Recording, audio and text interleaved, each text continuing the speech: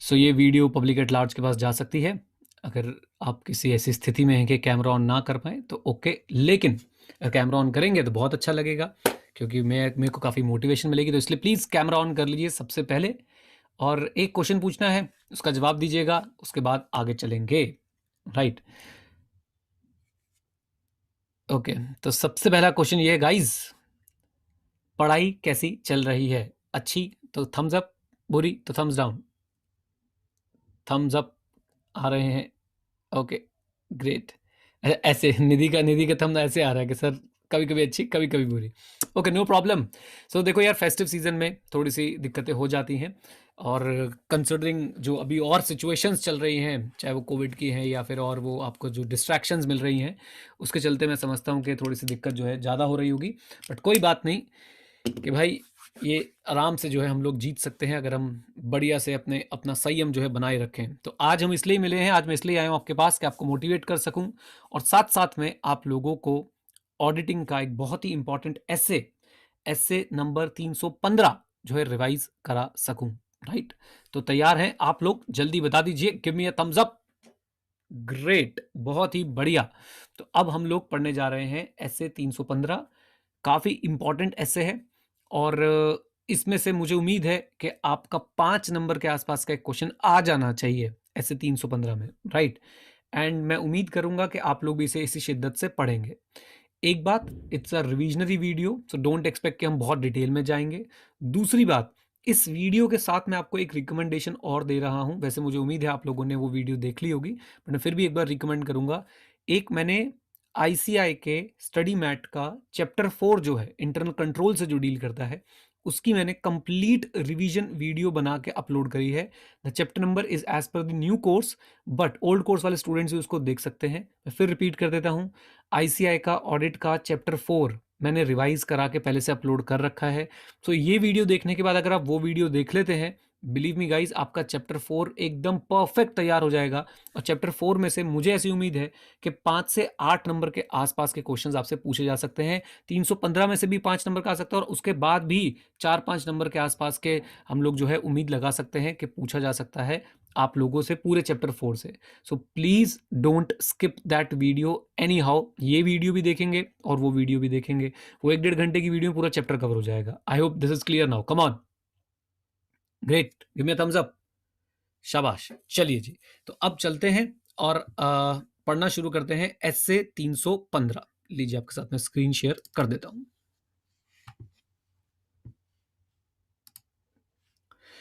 लीजिए साहब, ये रहा आपका चैप्टर नंबर 4 जिसकी मैं बात कर रहा था। इसकी रिवीजन वीडियो मैंने पहले बना के डाल दी है, और 315 मैंने इसी चैप्टर में जो है कवर करा हुआ है। और अब चलते हैं ऐसे 315 की तरफ। काफ़ी इंपॉर्टेंट ऐसे है जो मैं नहीं चाहता आप मिस करें। अब जैसे आप एक आपको रिव्यू एक पॉइंट बता रहा हूँ। इंटरनल कंट्रोल की डेफिनेशन कायदे से ऐसे 315 में पढ़ाई जाती है, लेकिन अगर आप लोगों को याद हो तो 315 इंटरनल कंट्रोल की डेफिनेशन तो हमने बेसिक्स में भी पढ़ ली है, और साथ साथ में बेसिक्स में पढ़ने के साथ साथ में हम लोगों ने इसको अलग से भी चैप्टर 4 के अंदर पढ़ा हुआ है। राइट, तो आप ये समझिए कि मैं आपको वो चीज कराऊंगा जो उस एस्से के अंदर कोर आती है, और जिसे हमें बिल्कुल छोड़ना नहीं चाहिए। आइए चलते हैं एस्से 315 का नाम पढ़ने। बहुत ही बढ़िया स्टैंडर्ड है सर, बहुत ही काम का स्टैंडर्ड है। अगर पूरा नाम देखें तो identifying and assessing. Identifying and assessing क्या? Risk of material misstatement. कैसे? Through understanding the entity and its environment. ऐसे के नाम को 3 पार्ट में बांट दीजिए। क्या करना है? आइडेंटिफाइंग एंड असेस करना है। किसको आइडेंटिफाई और असेस करना है? रोमम। आई होप रोमम आप सबको क्लियर है, हम लोग बहुत बार ये टर्म यूज कर चुके हैं। तो किसको करना है? रोमम, रिस्क ऑफ मटेरियल स्टेटमेंट को आइडेंटिफाई और असेस करना है through understanding the entity and its environment. 315 का बड़ा जो भाई है वो है 330। 315 में हम लोग रिस्क को असेस करते हैं। 330 में बेटा हम लोग उस रिस्क को रिस्पॉन्स देते हैं। बेसिकली हम अपना NET of further audit procedure, जिसके अंदर आते हैं सब्सटैंटिव और कंप्लायंस प्रोसीजर, उनका NET, nature, extent and time decide करते हैं on the basis of 315। 315 is not action oriented, I would say 315 is identifying and assessing, 330 is action oriented. I hope इतनी बात क्लियर है। ओके। ऐसे जब शुरू होता है तो आपको बताया जाता है सर ऑडिटर को क्या करना है, वही ऐसे का नाम, identifying and assessing the risk of middle misstatement whether due to fraud or error at financial statement level and assertion level through understanding the entity and environment and including the internal control. Financial statement level मतलब broadly जो risk है organisation के अंदर। असेशन level, असेशन की definition भी हम लोग basics में पढ़ते हैं, आपको पता होगा, representations by management explicit or otherwise embodied in the financial statement. ये बात हम लोग पहले कर चुके हैं बेटा, जब हमने बेसिक वाली वीडियो पढ़ी थी। मैं फिर बोलता हूं, representations by management explicit or otherwise embodied in the financial statements. Okay, अच्छा जी। सो यहां पे क्या होगा सर, हम लोग ये क्यों कर रहे हैं, so that he can design and implement responses to the assess risk of middle statement. ये लाइन आप लोग कट कर दीजिएगा। पढ़ाते समय मैंने आपको इसके बारे में बताया था कि ये लाइन ऑल्दो लिखी हुई है, इंडियन स्टैंडर्ड में लिखी हुई है, लेकिन मैं इससे बिल्कुल भी एग्री नहीं करता हूं, इसको हम छोड़ देंगे। तो 315 का बेस हमने समझ लिया कि 315 में हमने क्या करना है, identify and assess the risk of middle statement. हम सर आइडेंटिफाई और असेस क्यों कर रहे हैं, ताकि हम लोग अपने फर्दर ऑडिट प्रोसीजर का एनईटी डिजाइन कर पाए। एनईटी मतलब हम रिस्पॉन्स बना पाए जो रिस्क हमने असेस किया है। आई होप इतनी बात आपको समझ आ गई है। देखिए, ऑल्दो ये एक बॉक्स मैंने दिया हुआ है, ये बॉक्स आपको किसी और किताब में शायद ना मिले, ये मैंने सिर्फ आपकी अंडरस्टैंडिंग के लिए बनाया है कि हम लोग हम लोग जो है, हमें बोला जा रहा है ना यहाँ पे कि भाई आपने क्या करना है, एंटिटी को अंडरस्टैंड करना है, उसके माहौल को। तो एंटिटी और उसके माहौल को अंडरस्टैंड करके क्या मिलेगा सर, याद करिए, ऑडिट रिस्क। ऑडिट रिस्क की अगर मैं बात करता हूं तो ये दो पार्ट में डिवाइड हो सकता है, एक होता है रोमम और एक होता है आपका डीआर। राइट, रोमम की अगर मैं बात करता हूं तो दो पार्ट में डिवाइड हो सकता है, एक होता है आईआर और एक होता है सीआर। अब आईआर, आईआर बोले तो inherent risk, the risk that is associated with the entity.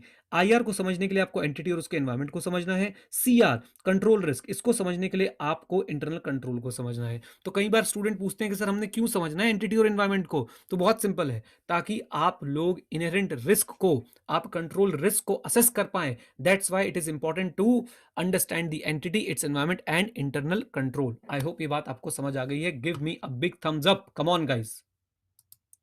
Great, बहुत बढ़िया। निधि, समझ आई कि नहीं आई? ग्रेट, बहुत ही बढ़िया। चलिए तो वापस चलते हैं और देखने की कोशिश करते हैं गाइस एक बार कि भाई हम लोगों को एंटिटी और उसके एनवायरमेंट को क्यों समझना है। आई होप ये बात जो है बिल्कुल क्लियर हो चुकी है। हम इसलिए समझना है ताकि हम लोग सर रिस्क को असेस कर पाए। रिस्क को क्यों असेस करना है, रिस्क को इसलिए असेस करना है ताकि हम लोग सर उसको रिस्पॉन्स दे पाए। आइए जी, देन इस एस्से के अंदर कुछ डेफिनेशन है। इस डेफिनेशन में से भी मुझे लगता है कि आपको बहुत ज्यादा परेशान नहीं करेंगे ये लोग, लेकिन फिर भी एक बार जान लेते हैं। So what is business risk? सबसे पहले रिस्क आता है बिजनेस रिस्क।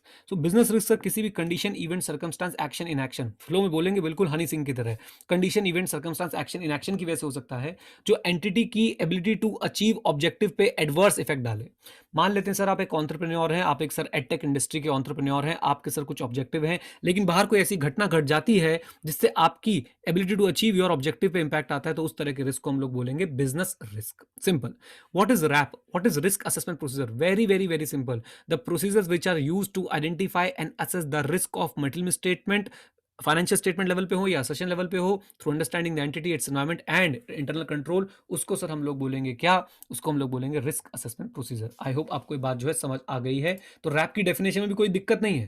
रैप क्या है? रैप सर आप ध्यान से देखें तो वही तो प्रोसीजर जिससे हम अंडरस्टैंड करते हैं एंटिटी को, उसके एनवायरमेंट को, उसके इंटरनल कंट्रोल को। क्यों करते हैं? To identify the assess the to identify and assess the risk of middle statement and financial statement and assertion level.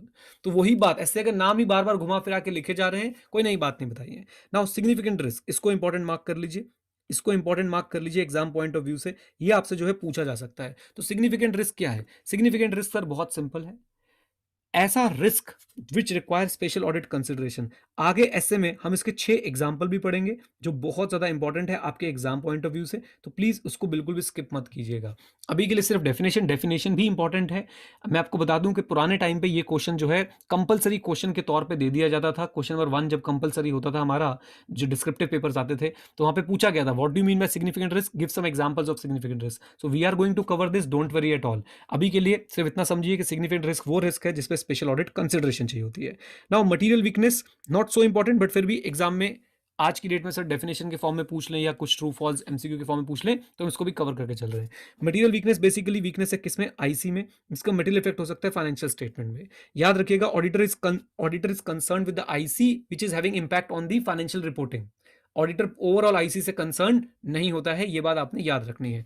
Okay, अच्छा, ऑडिटर चेक करेगा मटेरियल वीकनेस है या नहीं डीआईएम ऑफ आईसी में। What is DIM? Design, implementation and maintenance of IC. अगर आपको basic की class याद है तो मैं आपको एक बार बता दूं कि भाई आईसी पे एज पर द स्टैंडर्ड्स हमें ओपिनियन नहीं देना होता है, लेकिन आईसी में अगर कोई वीकनेस है तो वो डेफिनेटली हमें मैनेजमेंट को बतानी चाहिए। हाँ जी, आईसी में कोई वीकनेस है तो हमें डेफिनेटली मैनेजमेंट को बतानी चाहिए। अच्छा जी, और ऑडिटर कम्युनिकेट करेगा material weakness in IC on a timely basis to management. इससे रिलेटेड एक एसए भी है, एसए नंबर 265, और इससे रिलेटेड एक छोटा टॉपिक भी हमने क्लास में कवर किया है जिसका नाम है लेटर ऑफ वीकनेस। आप में से कई बच्चे बार बार बोलेंगे सर 265 कोर्स में नहीं है, 330 कोर्स में नहीं है। मैं बार बार बोल चुका हूँ ये कोर्स में नहीं है, कोर्स में नहीं है कह के सर आईसीआई ने बोल दिया है कि देखो जी एसए कोर्स में नहीं है, लेकिन एसए से रिलेटेड कोई भी बात अगर किसी चैप्टर में आती है तो वो कोर्स में है। मैंने आपको ये बात प्रूव भी कर दी थी। अगर आप ऐसे 330 देखेंगे तो ऐसे 330 का क्वेश्चन इस बार की आरटीपी में या एमटीपी में आया भी हुआ है, और वो हमने क्लास में कवर किया हुआ है। ऐसे 330 का क्वेश्चन जो है आपकी इस बार की आरटीपी एमटीपी में आया भी हुआ है और हमने क्लास में कवर भी किया हुआ है। सो प्लीज किसी भी तरह की चीज में ना पढ़ेंगे भाई ये कोर्स में नहीं है, वो कोर्स में नहीं है, जितना पढ़ाया जाए पढ़ के जाइए अच्छे तरीके से। आइए जी, तो ये 3 डेफिनेशन है बिजनेस, 4 डेफिनेशन है business risk, RAP, significant risk, material weakness. मुझे इसमें सबसे इंपॉर्टेंट लगती है सर सिग्निफिकेंट रिस्क की डेफिनेशन, देन सेकंड नंबर पे मटेरियल वीकनेस, और थर्ड नंबर पे बिजनेस रिस्क, और फोर्थ पे रैप। रैप को मैं फोर्थ नंबर इसलिए दे रहा हूं क्योंकि आप सोचिए उसमें कुछ है ही नहीं, उसमें तो बस बता दिया कि रैप क्या होते हैं और वो हमें बचपन से पता है सर। आप अपने आप से बनाना चाहो तो बना सकते हो। ऐसे ऑडिट प्रोसीजर जिनसे हम आइडेंटिफाई और असेस करते हैं रोमम को, कैसे आइडेंटिफाई और असेस करते हैं? Through understanding the entity, its environment and internal control, both at financial statement level and at session level. चलिए जी, आइए, तो हमारे पास सर रिस्क जो है 2 लेवल पे हो सकता है, financial statement and assertion level. Financial statement basically बात करते हैं सर ओवरऑल ब्रॉड एनवायरनमेंट से कि एंटिटी का माहौल कैसा है, एंटिटी के अंदर जो है फाइनेंशियल स्टेटमेंट के साथ ब्रॉड लेवल पे कितनी छेड़छाड़ की जा सकती है, उसे बोलते हैं फाइनेंशियल स्टेटमेंट लेवल रिस्क। बहुत डिटेल में नहीं जाएंगे। असर्शन हमें पता है सर, असर्शन को हम 3 पार्ट में डिवाइड कर सकते हैं, account balance, transaction, presentation and disclosure. ये हमने बहुत अच्छे से पढ़ा हुआ है, फिर भी एक बार बता दूं, अकाउंट बैलेंस पे 4 असर्शन आ जाती है हमारे पास, ERCV और ट्रांजैक्शन पे OCACC। प्रेजेंटेशन एंड डिस्क्लोजर सच बताऊं तो कोई बहुत बड़ी अपने आप में असर्शन है ही नहीं, बल्कि मुझे यहाँ पे प्रेजेंटेशन एंड डिस्क्लोजर और यहाँ पे प्रेजेंटेशन एंड डिस्क्लोजर लगा देना चाहिए था, बट फिर भी अलग से है कि भाई अकरेंस की प्रेजेंटेशन डिस्क्लोजर, कंप्लीटनेस की presentation disclosure, accuracy and valuation, classification and understandability.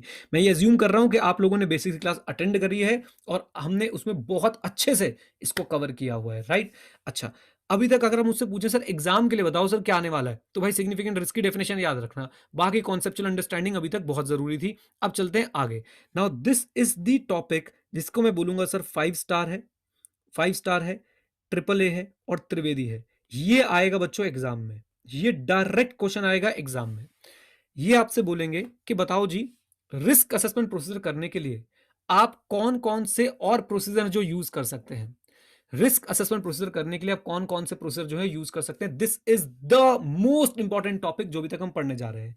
अगर आपको याद हो, अगर आपने मेरे साथ पढ़ाई करी है, क्लासेस ले रखी हैं, अगर आप कहीं और भी पढ़े हैं तो आपको जरूर पता होगा AEIOU रीपरफॉर्म। इसमें एनालिटिकल प्रोसीजर आता है, आपके पास इंक्वायरी आती है, इंस्पेक्शन आता है, ऑब्जर्वेशन आता है, रिकैलकुलेशन आता है और रीपरफॉर्मेंस आता है, राइट। एक्सटर्नल कंफर्मेशन भी हम लोग बोल देते हैं। These are the procedures which can be used both as RAP and FAP, both as RAP and FAP. और इन्हीं में से कुछ ऑडिट प्रोसीजर उठा के हम लोग जो है, इन्हीं में से कुछ प्रोसीजर उठा के हम लोग सर यहां लगा देंगे और बोलेंगे ऑडिटर इनकी मदद से रैप करता है। तो ऑडिटर रैप कैसे करेगा, किन की मदद से रैप करेगा? ऑडिटर सर इंक्वायरी करेगा, सॉरी, ऑडिटर जो है इंक्वायरी करेगा, यहां पे मैंने ई से लिखा हो, ऐसे आप आई से भी लिख सकते हैं। ऑडिटर इंक्वायरी करेगा, ऑडिटर एनालिटिकल प्रोसीजर लगाएगा, ऑडिटर ऑब्जर्वेशन एंड इंस्पेक्शन करेगा। Okay, come on. अच्छा, एक बात मैं आपको यहाँ पे याद दिलाना चाहूंगा एनालिटिकल प्रोसीजर को लेके, इसमें बच्चे बहुत कंफ्यूज रहते हैं। एनालिटिकल प्रोसीजर इस तरह से बनाया गया है कि सर ये प्लानिंग के टाइम पे भी यूज होता है, रिस्क असेसमेंट के टाइम पे भी यूज होता है। हर्ष पढ़ लो नलायक, ये प्लानिंग के टाइम पे भी यूज होता है और साथ साथ जो है याद रखिएगा सर ये आपके सब्सटैंटिव एनालिटिकल प्रोसीजर भी यूज होता है। तो दोनों चीजें याद रखिए, analytical procedure can be use as RAP and can be use as FAP. कई बच्चे इसमें कंफ्यूज रहते हैं। एनालिटिकल प्रोसीजर दो धारी तलवार है, रैप के लिए भी यूज हो सकता है, फैप के लिए भी यूज हो सकता है। जब हम ऑडिट की शुरुआत में उसको यूज करते हैं तो सर हम रैप के लिए यूज करते हैं।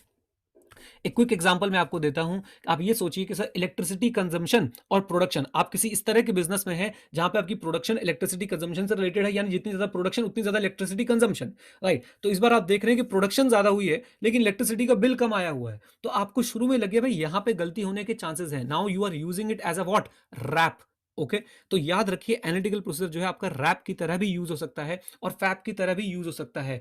अगर यही इलेक्ट्रिसिटी, ध्यान सुनिएगा, इलेक्ट्रिसिटी का जो बिल आता है ऑब्वियसली सर हम सबको पता है वो पर यूनिट के हिसाब से बिलिंग होती है। अब इलेक्ट्रिसिटी की जो यूनिट कंज्यूम हुए हैं मैं इनटू रेट पर यूनिट कर दूं और मैं देखूं, ध्यान सुनिएगा, और मैं देखूं कि सर ये बिल बनना चाहिए लेकिन इनका बिल कुछ और बन रहा है, यहां पर ये सब्सटैंटिव एनालिटिकल प्रोसीजर की तरह यूज हो रहे हैं। मैं नंबर्स की चेकिंग कर रहा हूं और जो मैंने आपको शुरू में बताया कि जो ऊपर ऊपर से मैंने आइडिया लिया कि भाई प्रोडक्शन तो बढ़ी है लेकिन इलेक्ट्रिसिटी बिल नहीं बढ़ा है, यहां मैं उसे रैप की तरह यूज कर रहा हूं। Always remember analytical process can be used as RAP and can be used as FAP. Okay अच्छा वापस आते हैं मुद्दे पे। ये बेटा 5 स्टार टॉपिक है। 5 स्टार टॉपिक क्यों है? क्योंकि यहां पे आपसे डायरेक्ट क्वेश्चन पूछेगा इंस्टीट्यूट के बता दो how auditor is going to assess the risk of an entity. What procedure will auditor use to assess the risk of the entity? So you will say that देखो जी वो तो risk assessment procedure करेगा लेकिन risk assessment procedure के अंदर क्या काम करेगा? 3 मेजर काम करने वाला है। नंबर 1 मैनेजमेंट से इंक्वायरी करेगा, first is inquiry. Number 2 analytical procedure लगाएगा एंड नंबर 3 ऑब्जर्वेशन इंस्पेक्शन लगाएगा। एक नंबर 4 और भी लिख लीजिए, एक नंबर 4 और भी लिख लीजिए आप लोग, या फिर इसको ऐसे लिख देते हैं अदर्स करके, अदर्स।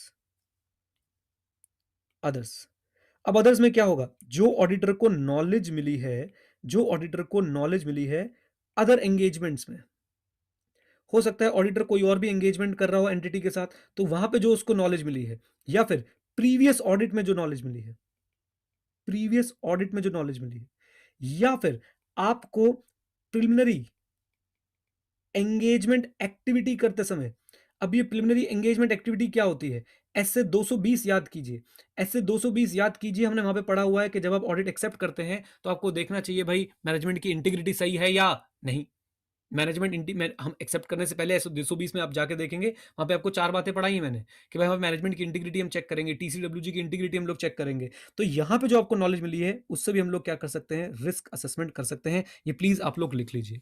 तो ये 4 बातें हैं जिनसे ऑडिटर रिस्क असेस कर सकता है। मैं इसको डिटेल में ही पढ़ा देता हूं क्योंकि ये आपके एग्जाम के लिए बहुत ज्यादा इंपॉर्टेंट है। सबसे पहली चीज ऑडिटर क्या करेगा? इंक्वायरी। इंक्वायरी किससे? मैनेजमेंट से, those who are responsible for financial reporting, for example CFO है या और बड़े लोग हैं। अच्छा जी, and from others within the entity और other employ with different level of authority help in identifying the risk of metal statement. तो ऑडिटर सबसे पहले तो पूछताछ शुरू करेगा। इंक्वायरी का सिंपल मतलब है पूछताछ। किससे पूछताछ करेगा? मैनेजमेंट से, फाइनेंशियल रिपोर्टिंग के लिए रिस्पॉन्सिबल है वो लोग, या फिर और other employees at different level of authority. I hope ये पॉइंट क्लियर है गाइस। कम ऑन जल्दी बताएं, give me a thumbs up. Great. Second point analytical procedure. तो ऑडिटर आते ही क्या करेगा? Unusual transaction, events and amounts, ratios and trends ढूंढने की कोशिश करेगा जिससे ऑडिट इंप्लीकेशन मिल सकते हो। जैसे मैंने आपको एक एग्जांपल दे दिया कि भाई मेरी प्रोडक्शन और बिजली का बिल आपस में रिलेटेड है। मेरी प्रोडक्शन ऐसी है कि भाई मैं को प्रोडक्शन के लिए बिजली का बिल, बिजली लगती है और बिजली लगेगी तो बिजली का बिल आएगा। अब प्रोडक्शन तो बढ़ी है लेकिन बिजली का बिल या तो घट गया या बढ़ा नहीं है। मुझे दो, अच्छा इसमें ये नहीं है कि क्लाइंट गलत है, हो सकता है सर कुछ सब्सिडी मिल गई हो, लेकिन पॉइंट ये है कि भाई यहाँ पे एक ऑडिट इंप्लीकेशन तो निकल के आ रहा है कि अगर प्रोडक्शन बढ़ी है तो बिजली का बिल क्यों नहीं बढ़ा है। आई होप ये बात क्लियर है। Come on great right. अच्छा जी, unusual or unexpected relationship that are identified may assist the auditor in identify risk of middle statement, establish the risk of, especially the risk of middle statement due to fraud. Okay then observation and inspection. Sure सी बात है sir, auditor जाएगा, observe करेगा, बैठेगा, देखेगा कि इन लोगों के प्रोसीजर कैसे काम करते हैं। फॉर एग्जांपल अगर सर यहाँ पे कभी गुड्स आते हैं तो गुड्स के लिए क्या रिकॉर्डिंग कर रहे हैं, क्या रिकॉर्डिंग नहीं कर रहे हैं, इनके प्रोसीजर्स कैसे हैं। इंस्पेक्शन, इंस्पेक्शन तो जिंदगी भर के लिए मैंने आपको रटवा दिया, सिर्फ 2 वर्ड याद रखिएगा इंस्पेक्शन के लिए, वो है सर डॉक्यूमेंट्स चेक करना, inspecting the documents. Come on, inspecting the what's, come on, documents right. तो इंस्पेक्शन का मतलब क्या होता है सर? आप जाके जो है डॉक्यूमेंट्स वगैरह चेक करते हैं, उसे हम बोलते हैं इंस्पेक्शन। लीजिए, या फिर प्रोसीजर जो रिटर्न है उसको आप चेक कर लेते हैं, वो हो गया हमारे लिए इंस्पेक्शन। लीजिए, तो ये हमारे लिए गाइस एक क्वेश्चन तैयार होता है, सुपर इंपॉर्टेंट। उससे इस क्वेश्चन से पहले हम जितनी बातें पढ़ रहे थे ना वो सब समझने के लिए जरूरी थी। ये क्वेश्चन आपके एग्जाम में आएगा डायरेक्ट, इसलिए इसको रटना भी है और समझना भी है। आई होप आपके साथ दोनों चीजें हो चुकी हैं। प्लीज ये नोट कर लीजिएगा अगर अभी तक आपने नोट नहीं करा है तो। Okay guys, give me a thumbs up अगर चीजें क्लियर है यहां तक तो। बहुत ही बढ़िया, बहुत ही बढ़िया। चलिए जी, अब चलते हैं आगे और देखने की कोशिश करते हैं कुछ और चीजें अपने पास क्या क्या हैं। और अब हम बात करेंगे सर जी आपसे नेक्स्ट टॉपिक के बारे में, और वो है understanding the entity. Direct question, ये भी सर 5 स्टार त्रिवेदी क्वेश्चन है सर, 5 स्टार AAA त्रिवेदी। और ये वेट कर रहा है, ये वो त्रिवेदी है जो एग्जाम में आने की वेट कर रहा है। सीधा सीधा पूछ लेंगे what is the purpose of understanding the entity. ये नहीं पूछ रहे how we will understand the entity, कह रहे हैं जी पर्पस बताओ, पर्पस बताओ, एंटिटी को समझने से होगा क्या। सो सबसे पहली बात, आप इसमें कीवर्ड्स रटेंगे और आगे चलेंगे मेरे साथ। आपको क्लास में जो समझाया गया था उसको ध्यान में रखेंगे। Establish the frame of reference. Frame of reference, अपना स्कोप तय हो गया कि सर हमने इस एंटिटी में करना क्या है, हमारी प्लानिंग में हमें ये मदद करने वाला है। दूसरा, ऑब्वियसली रोमम डिटरमाइन करने में हेल्प करेगा जब हम एंटिटी को समझेंगे। मैंने आपको शुरू में बोल दिया था कि भाई साहब हमने एंटिटी को क्यों समझना है, ताकि हम आईआर को समझ पाए। आईआर बोले तो क्या, इनहेरेंट रिस्क। ग्रेट। उसके बाद मटेरियलिटी लेवल डिटरमाइन करने में मदद करेगा। अकाउंटिंग पॉलिसी अप्रोप्रिएट है या नहीं, ये डिटरमाइन करने में मदद करेगा। ऐसे एरियाज जहां पे स्पेशल ऑडिट कंसिडरेशन चाहिए, अभी भी पढ़ के आए थे, सिग्निफिकेंट रिस्क ढूंढने में मदद करेगा। देन एक्सपेक्टेशन सेट करने में मदद करेगा। एक्सपेक्टेशन सेट करने से क्या होगा, एक्सपेक्टेशन सेट करेंगे, लास्ट में जाके मैच करेंगे कि भाई जो हम एक्सपेक्ट कर रहे थे वो है या नहीं। बेसिकली एनालिटिकल प्रोसीजर को अप्लाई करने में मदद मिलेगी। अच्छा जी। Then sufficient and appropriate audit evidence, हमारे पास जो ऑडिट एविडेंस है वो सफिशिएंट एंड अप्रोप्रिएट है या नहीं, ये जज करने में मदद करेगा। डायरेक्ट क्वेश्चन है गाइस, स्टोरी बनानी है स्टोरी बनाओ, सिंपली रट के जाना है सिंपली रट के जाओ, लेकिन इसको करके जरूर जाएंगे। Frame of reference, रोमम, materiality, 3 point तो पक्के हैं। Accounting policies, area requiring special audit consideration, expectation and evidence, that's it, right. तो हम इसको ऐसे कर सकते हैं, ये मेरा एक चंक हो गया, ये मेरा एक चंक हो गया, और लास्ट वाले 2 बच गए ईई, एक्सपेक्टेशन एंड एविडेंस। ऊपर से देखते हैं फ्रेम ऑफ रेफरेंस। ओके, उसके बाद आ गया रोमम एंड मटेरियलिटी। रोम और मटेरियलिटी अपने साथ जुड़े हुए हैं, इसको अगर आप जोड़ना भी चाहते हैं तो 315 320, देखो कैसे जोड़ दिया मैंने। रोमम कहां पे, 315 में। मटेरियलिटी कहां पे, 320 में। उसके बाद तो अपने पास accounting policy, area required special audit consideration, expectation and evidence, sufficient and appropriate audit evidence. इसको आप 5-6 बार रीड करेंगे, अंदर का कंटेंट भी पढ़ेंगे। आप हेडिंग बना के लिख के आए ना लिख के आए, लेकिन आप अगर ये 6-7 लाइनें लिख के आ गए, आपको सब फुल मार्क्स मिल सकते हैं। ये है benchmark question, direct question, important question. ICI कह रहा है कि मैं पूछूंगा, और अभी भी आप अगर नहीं करके जाते हो तो गाइस गलती आपकी है, राइट। और जिसने नहीं पढ़ा हुआ भाई, प्लीज एक बार पढ़ लो, यहीं से पढ़ लो। उसके बाद आप एक बार आईसीआई का स्टडी मटेरियल देख लेना। जो मेरे साथ पढ़े हुए पहले से ही, उनको कोई दिक्कत की बात नहीं है, समझाए भी हुए क्लास में बहुत बार, तो इसको कोई दिक्कत नहीं आनी चाहिए। आइए देन, अब आता है जी अगला क्वेश्चन। ये भी सर 5 स्टार क्वेश्चन। अब आप देख रहे हैं डायरेक्ट क्वेश्चन आ रहे हैं सारे, और जो भी डायरेक्ट क्वेश्चन है ना वो सर 5 स्टार है। ये बेंचमार्क क्वेश्चन है, एग्जाम में आएंगे और इनमें हमने मार्क्स स्कोर करने हैं, पक्की बात। आइए, how to understand the entity, knowledge of the client business हम लोग कैसे लेंगे, ये देखिएगा। ये था purpose, why we should understand the entity. Differentiate करना सीख जाओ, कहीं एग्जाम में क्वेश्चन कोई और आए, आंसर कुछ और लिखा हो। तो what is the purpose of understanding the entity, now how to understand the entity. Purpose हमें पता है, वैसे तो मोटी मोटी बात तो ये थी भैया आईआर, राइट। लेकिन अब हमें प्रॉपर आंसर पता है, हमें प्रॉपर आंसर पता है। सबसे पहले बताओ क्या था, सबसे पहले चैट बॉक्स में लिख के बताओ पहला पॉइंट क्या था, जल्दी से बताओ। पर्पस वाला कम ऑन। फ्रेमवर्क, ओके बहुत बढ़िया, फ्रेम मिल जाता है हमें। सेकंड पॉइंट बोलते जाओ। फ्रेम ऑफ रेफरेंस हो गया, रोमम हो गया, मटेरियलिटी हो गया, चलो जी साइड में आ जाओ। उसके बाद अकाउंटिंग पॉलिसी हो गया, area required special audit consideration, चलो जी साइड में आ जाओ। लास्ट के 2 बचे हैं ई वाले, लास्ट के 2 बचे हैं ई वाले, कौन से, एक्सपेक्टेशन, कम ऑन एक्सपेक्टेशन, और दूसरा आता है हमारे पास क्या, एविडेंस, दैट्स इट, राइट। तो आप देखिए अभी हमने बात करते करते याद कर लिया यार इसको, तो आपको टेंशन लेने की जरूरत नहीं है बिल्कुल भी। अब हम कह रहे हैं कि भाई आपने एंटिटी को अंडरस्टैंड कैसे करना है ये बताओ। तो इसका भी सर डायरेक्ट क्वेश्चन बनता है, बहुत बार आया हुआ है। आइए जरा एक बार पढ़ लेते हैं। तो आपने किसी भी एंटिटी को समझना है, आप सबसे पहले क्या समझेंगे भैया, इंडस्ट्री। कम ऑन, क्या समझेंगे, इंडस्ट्री उसकी। आप अगर आते हो और आप मेरे बिजनेस को समझना चाहते हैं, आप मेरी ऑर्गेनाइजेशन को समझना चाहते हैं, नीरज और क्लासेस को, तो आप बोलोगे बताओ सर इंडस्ट्री क्या है, मैं बोलूंगा जी एडटेक इंडस्ट्री है। फिर आप एडटेक इंडस्ट्री को समझोगे, साथ में देखोगे इस इंडस्ट्री पे कौन कौन से और चीजें हैं जो एप्लीकेबल है, रेगुलेटरी फ्रेमवर्क क्या है, एप्लीकेबल फाइनेंशियल रिपोर्टिंग फ्रेमवर्क कौन से। फॉर एग्जांपल पार्टनरशिप फर्म के लिए और कंपनी के लिए एप्लीकेबल फाइनेंशियल रिपोर्टिंग फ्रेमवर्क में कुछ अलग चीजें हो सकती हैं। अकाउंटिंग स्टैंडर्ड उसके लिए अलग एप्लीकेबल हो सकते हैं, कुछ हो सकता है कि पार्टनरशिप फर्म पे एप्लीकेबल ना हो, या टर्नओवर पे भी डिपेंडेंट हो सकते हैं कुछ चीजें। वो होता है ना, क्लास 1 क्लास 2 क्लास 3, मेरी नॉलेज थोड़ी सी कम है एप्लीकेशन को लेके, लेकिन आप खुद समझ सकते हैं कि हो सकता है कि कुछ पर्टिकुलर अकाउंटिंग स्टैंडर्ड वहां पे एप्लीकेबल ही ना हो। Come on. तो सबसे पहले हमने जाके समझा इंडस्ट्री, इंडस्ट्री के साथ हमने समझा भाई इसके ऊपर क्या क्या चीजें एप्लीकेबल है। फिर बहुत अमेजिंग चीज, हमने इंडस्ट्री को समझ लिया, अब हम नेचर समझ रहे हैं। नेचर कैसे समझेंगे, ऑपरेशंस, सर्विस सेक्टर है, मैन्युफैक्चरिंग है, ओनरशिप। ओनरशिप में आप क्या बोलेंगे कि भाई यहाँ पे किस तरह से जो है फाइनेंस्ड है, किस तरह से फाइनेंस्ड है। Investment that are entity is making making and plan to make. आप ये समझिए कि भाई यहाँ पे मैं आपको एग्जांपल देता हूँ, कोई ऐसी कंपनी जिसने रिसेंट कुछ बायआउट्स की हो। फॉर एग्जांपल अभी जो है एक एक बात चली थी कि कोटक महिंद्रा बैंक जो है इंडसइंड बैंक में इन्वेस्ट करने वाला है। ये फेक न्यूज थी, इंडसइंड बैंक ने जो है इसको जो है खारिज कर दिया था, बट फिर भी हमें इससे एंटिटी का नेचर पता चलेगा कि एंटिटी किस तरह से काम करना चाहती है। और बहुत सारी न्यूज़ आप ऐसे सुनते रहते होंगे कि ये एंटिटी, जैसे रिलायंस की बात करते हैं। रिलायंस ने अभी जो है किशोर बियानी की एंटिटी के अंदर जो है वो इन्वेस्टमेंट करी। किशोर बियानी की बल्कि पूरा ग्रुप ही जो है उसने future group, future retail I hope जो कंपनी है वो बाय आउट कर ली है। राइट, तो इन्वेस्टमेंट किस तरह की कंपनी करने जा रही है, एंड उसके बाद स्ट्रक्चर कैसे and how it is financed, equity ज्यादा है, डेट ज्यादा है, किस तरह से जो है ये फाइनेंस्ड है। ओनरशिप की बात करें, प्रमोटर्स के पास कितने शेयर हैं, किस तरह से गवर्नेंस स्ट्रक्चर बना रखा है, CEO, CFO, etcetera etcetera. Okay, दो बातें हो गई। देन उसके बाद अकाउंटिंग पॉलिसी की बात करेंगे कि भाई अकाउंटिंग पॉलिसी जो है वो क्यों, ये वाली क्यों सेलेक्ट कर रखी है, इसमें चेंज है तो क्यों है।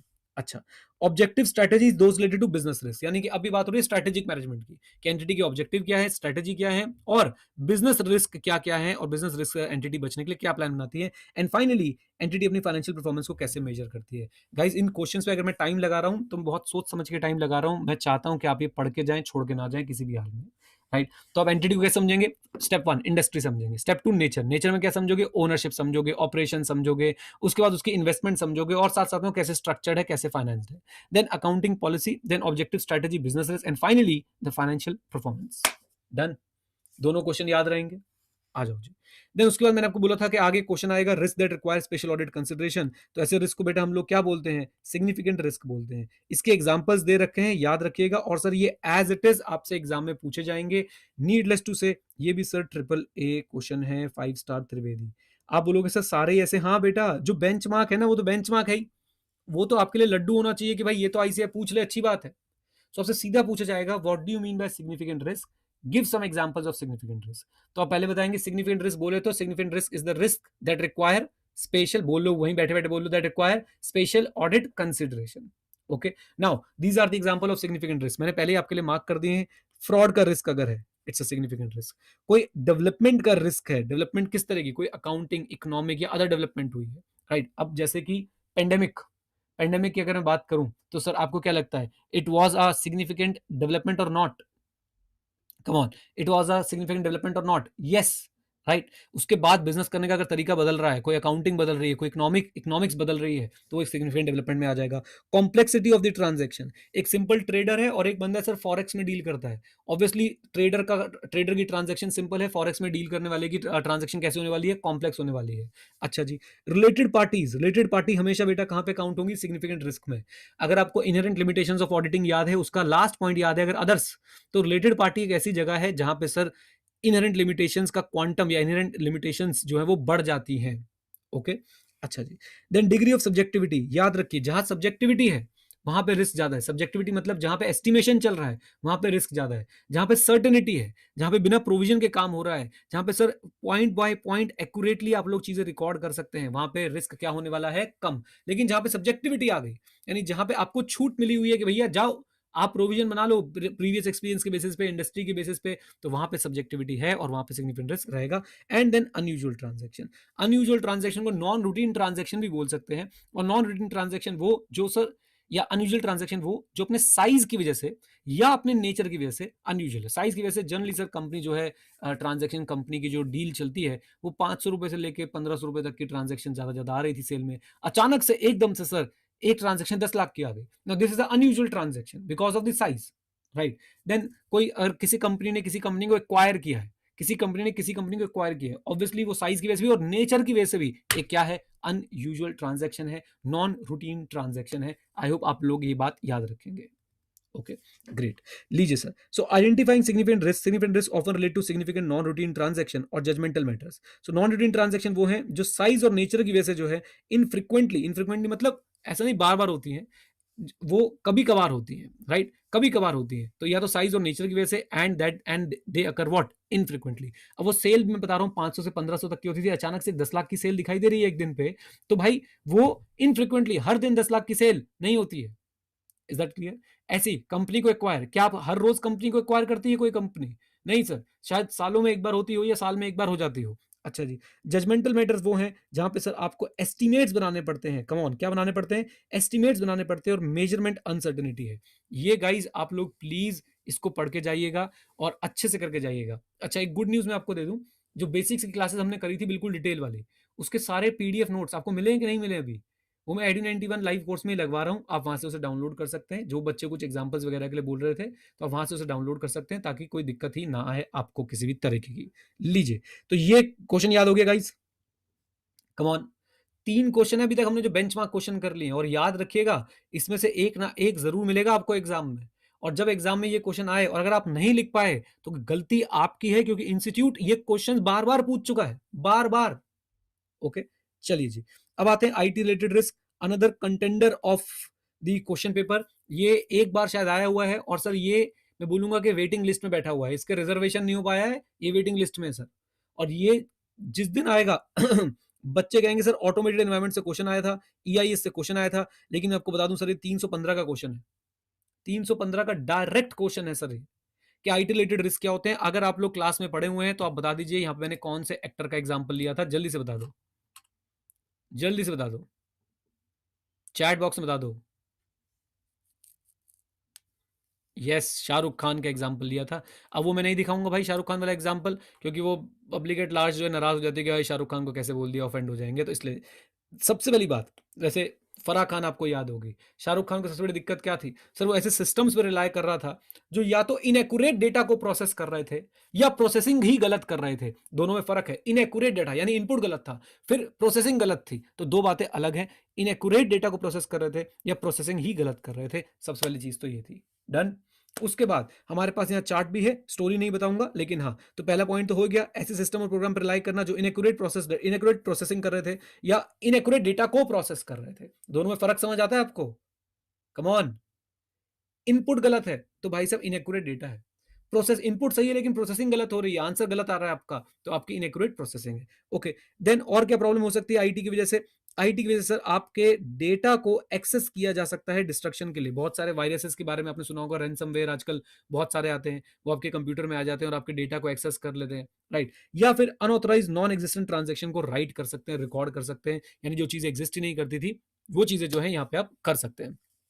Okay, then changes to data in master file. Master file जैसे कि फॉर एग्जांपल एक आप कंपनी में काम करते हैं, उस कंपनी में जो है 100 एम्प्लॉयज हैं, तो 100 एम्प्लॉयज का एक मास्टर डेटा बना हुआ है। अब सर आईटी के थ्रू अगर कोई एक्सेस पा ले तो मास्टर डेटा को भी वो चेंज कर सकता है। And changes to the system overall, मान लीजिए आपका ओएस ही उसने चेंज कर दिया, ऑपरेटिंग सिस्टम ही उसने कुछ बदल के रख दिया, right. So unauthorise access to data, इससे क्या हो सकता है, डिस्ट्रक्शन हो सकती है, unauthorise non existent transaction record हो सकती है। Changes to data in master file और changes to the system.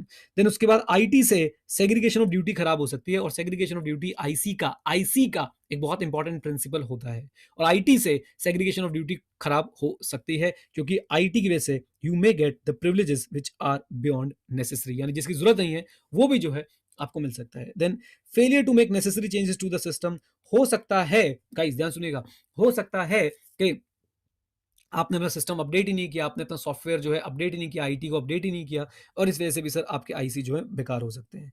And inappropriate manual intervention. What is inappropriate manual intervention? भाई ये तो आप ना दिमाग में डाल लो, इंसान कितने ही कंट्रोल बना ले, कितने ही कंट्रोल बना ले, लेकिन मैनुअल इंटरवेंशन कहीं ना कहीं पे है ही, और मैनुअल इंटरवेंशन की वजह से आपकी सारी की सारी आईटी जो है वो खराब हो सकती है, राइट। सो आपका इनअप्रोप्रिएट मैनुअल इंटरवेंशन की वजह से भी दिक्कत आ सकती है। देन अगला कॉन्टेंडर, ये भी सर कॉन्टेंडर है, इसमें 5 स्टार ना देखे 3.5 स्टार दे दूंगा। मन तो 5 ही कर रहा था, बट आपका थोड़ा लोड कम कर रहा हूं, इसका मतलब ये नहीं इसको छोड़ के जाना है, इसका मतलब ये इसको करके जाना है। ऑल्दो ये ईआईएस जैसे लगते हैं पढ़ने के लिए, लेकिन भाई इसे भी पढ़ के जाना है। अच्छा जी, benefits of IT to an entities internal control, please please don't miss it. सबसे पहले तो कंसिस्टेंट, सबसे पहला फायदा यही है, याद रखिएगा इस बात को। कैसे याद रखेंगे सर कंसिस्टेंटली, कैसे मतलब कैसे समझेंगे? सॉफ्टवेयर में मैंने एक बार एक परसेंटेज सेट कर दी कि इस परसेंटेज से जो है टीडीएस कटना है या इस परसेंटेज से जो जीएसटी रखना है, अब वहां पे गलती होने के चांसेस कम है, वो कंसिस्टेंट चलेगा। डन। उसके बाद दूसरा बेनिफिट आईटी का क्या आने वाला है sir? Timeliness, availability and accuracy of information. जब आईटी है तो सर आपको टाइमलीनेस मतलब आपको जब चाहिए तब इन्फॉर्मेशन मिलेगी, राइट। अवेलेबिलिटी का मतलब सेम, कि भाई ऐसा नहीं है कि आपने आज इन्फॉर्मेशन मांगी है 3 दिन बाद इन्फॉर्मेशन मिल रही है, नहीं, आपको टाइम पे मिलेगी, इन्फॉर्मेशन अवेलेबल रहेगी और एक्यूरेट इन्फॉर्मेशन मिलेगी। ऑब्वियसली एनालिसिस में मदद करता है। अगर मैं आपसे पूछूं कि आज की डेट में अगर मैं अपना एनालिसिस करना चाहूं कि मेरी कौन सी क्लासेस ज्यादा सेल होती हैं, कौन सी क्लासेस कम सेल होती है, कौन से टीचर से कितना रेवेन्यू है एक्सेट्रा, मैं मैनुअली करूंगा तो फास्ट हो पाएगा, या मैं एक्सेल की मदद से करूंगा तो फास्ट हो पाएगा? आंसर इज एक्सेल की मदद से। और एक्सेल भी क्यों? मेरे तो सर जो डैशबोर्ड है उसी के अंडर सर मुझे सब दिख जाता है, बस मुझे बस लगाना होता है कि कैटेगरी दिस, कोर्स दिस, बस क्लिक करता हूँ और सब पीरियड डालता हूँ कि इस पीरियड से इस पीरियड की मुझे ट्रांजैक्शन बताओ, वो तुरंत बता देता है। और साथ में वो बार ग्राफ चार्ट और पाई चार्ट वगैरह भी बना के दे देता है, जिससे मुझे एकदम क्लियर हो जाता है। तो ऑब्वियसली आईटी का ये फायदा है। देन आईटी से आप क्या कर सकते हैं, मॉनिटर कर सकते हैं the performance of entities, activities, policy and procedure. Simple सी आपको एक बात बताता हूँ, आप जब गूगल, मतलब ये सब मैं समझा ही रहा हूँ, मुझे लगा था रिवाइज कराऊंगा, बट फिर भी थोड़ा बहुत समझा देता हूँ कि मुझे भी चैन नहीं मिलेगा और तुम्हें भी चैन नहीं मिलेगा नहीं तो। देखिए, गूगल ड्राइव जब मैं यूज करता हूँ, गूगल ड्राइव बहुत सारी चीजें हैं, गूगल डॉक्स है, गूगल शीट्स हैं और आपके गूगल स्लाइड्स भी है। वहां पे पता है इतना मजा आता है, आप गूगल ड्राइव यूज करेंगे ना तो आपके, अभी हमारे साथ एक बार ऐसा हुआ था, एक एम्प्लॉय ने जो है स्टॉक में थोड़ी सी इधर उधर करने की कोशिश करी, बहुत जेन्युइनली करने की कोशिश करी, कुछ प्रॉब्लम थी, उसने सोचा मैं इसको सॉर्ट आउट कर देता हूँ, तो उसने क्या किया, उसने गूगल ड्राइव में चेंज कर दिया। अब गूगल ड्राइव क्या है, लॉग मेंटेन करता है कि किसने कब कितने बजे चेंज किया था, कितने सेकंड पे चेंज किया था, उसे ये बात पता नहीं थी। तो मैंने देखा, मैंने उससे बोला हाँ भाई यही था, इसने बोला हाँ ओपनिंग इन्वेंट्री इतनी थी, मैंने बोला आपने तो चेंज नहीं करी, उसने बोला नहीं, और मैंने उसको लॉग दिखा दिया कि आपने अभी 1 घंटे पहले जो है इससे यहाँ पे अपने एंट्री करी और अपने लॉग जो है वो चेंज किया यहाँ पे।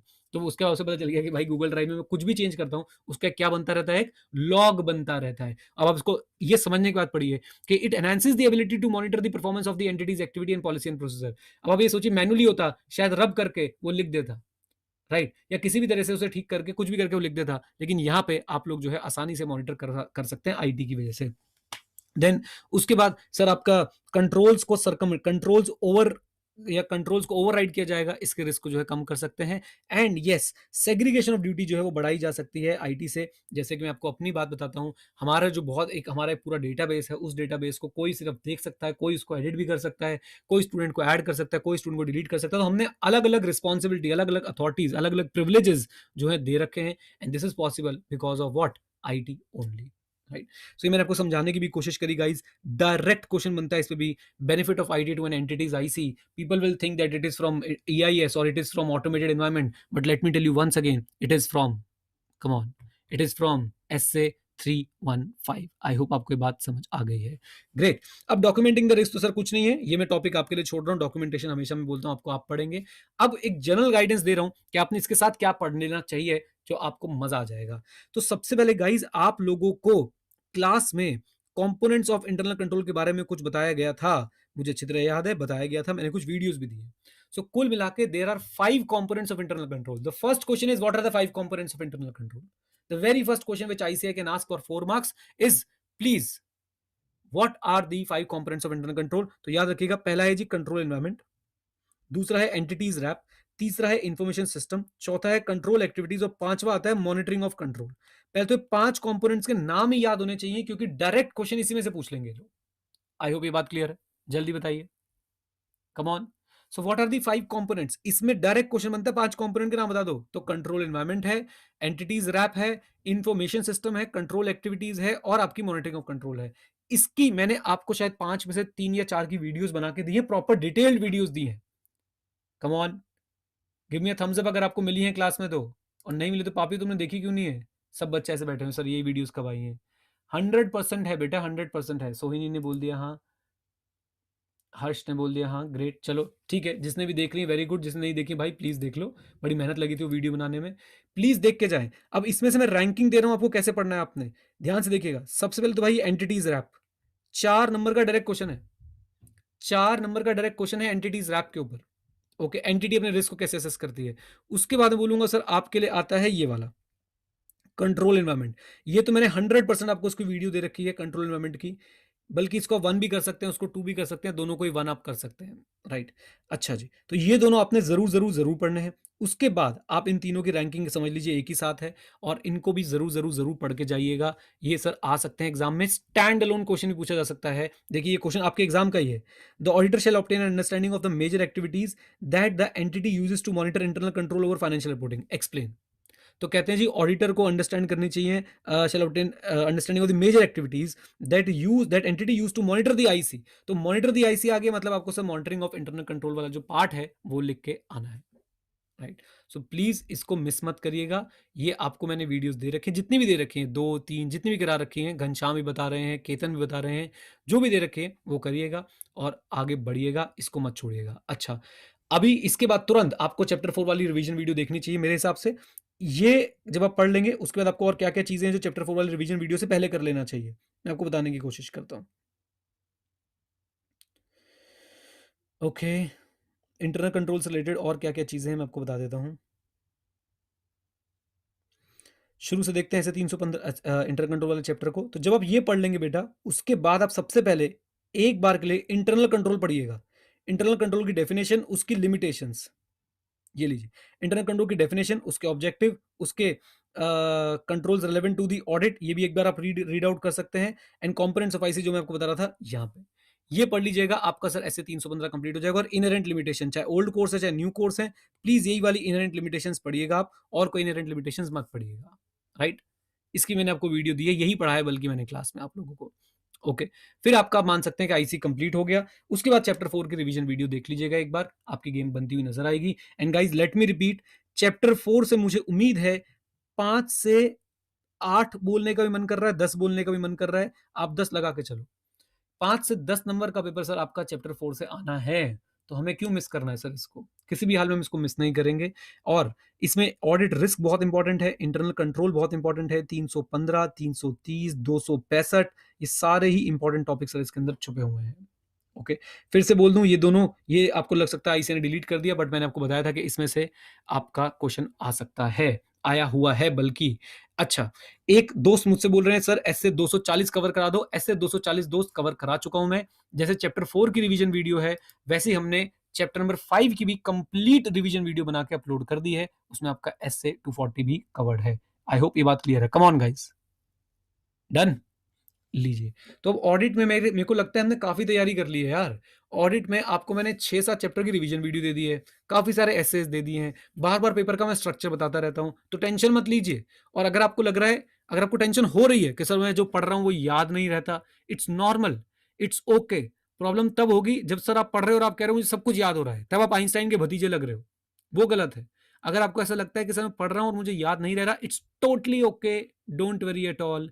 बट अगर आपको लगता है कि सर मैं पढ़ रहा हूं मुझे सब कुछ याद है, तो दिक्कत है। अब वो याद नहीं रह रहा का सॉल्यूशन क्या है? बिलीव मी गाइस, अगर आपको कॉन्सेप्ट पता है और अगर आपने चीजें एक आधी बार याद करी हैं, पढ़ी हैं, रीड आउट कर रखी हैं, कीवर्ड्स मार्क कर रखे हैं, आप एग्जाम से एक दिन पहले जब पढ़ेंगे आप एग्जाम में परफॉर्म कर पाएंगे। एक मेरी हम्बल रिक्वेस्ट है आप लोगों से कि ये जितने भी डायरेक्ट क्वेश्चंस जो है ना, आएगा आएगा आएगा 5 स्टार त्रिवेदी क्वेश्चंस, उनको मत मिस कीजिएगा।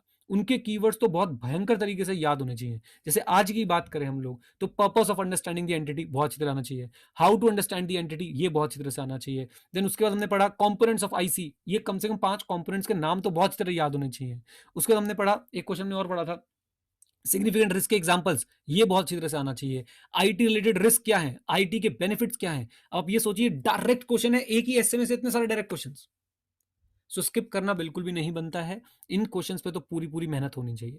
और बाकी जो क्वेश्चंस ऐसे हैं जो मैं आपको बताता हूँ कि सर एक्सप्लेन, एनालाइज, भाई उनका कोई आंसर नहीं है, उनका कोई दीन ईमान नहीं है, तो आपको उनसे टेंशन लेने की जरूरत नहीं है। आप वो कॉन्सेप्ट के बेसिस पे लिख के आए, बल्ले बल्ले। Okay guys, come on. चलिए, अब आप सबको बहुत बहुत भाई दिवाली की शुभकामनाएं, सेफ दिवाली मनाएं, टेंशन ना लें। और अब आज मुझे लगता है Usha is sitting in library, I think Diwali के दिन पे भी Usha is sitting in library, तो वेरी गुड, बहुत बढ़िया है। और सबसे यही उम्मीद है कि भाई अपना ध्यान रखेंगे, अपनी हेल्थ का ध्यान रखेंगे, माता पिता की हेल्थ का ध्यान रखेंगे, घर परिवार में सबकी हेल्थ का ध्यान रखते हुए जो बेस्ट पॉसिबल हो पाएगा हम वो बेस्ट पॉसिबल करने की कोशिश करेंगे और बेस्ट पॉसिबल चीज करके आएंगे, राइट।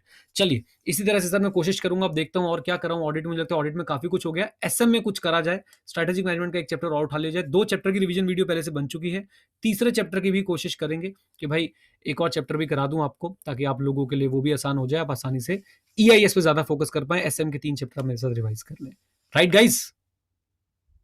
चलिए जी, thank you very much guys, stay connected, stay at, Jai Hind. और हाँ, सीखते रहें, क्योंकि मित्रों सीखना बंद तो जीतना बंद। And please take care of yourself. Bye bye, bye कर दो।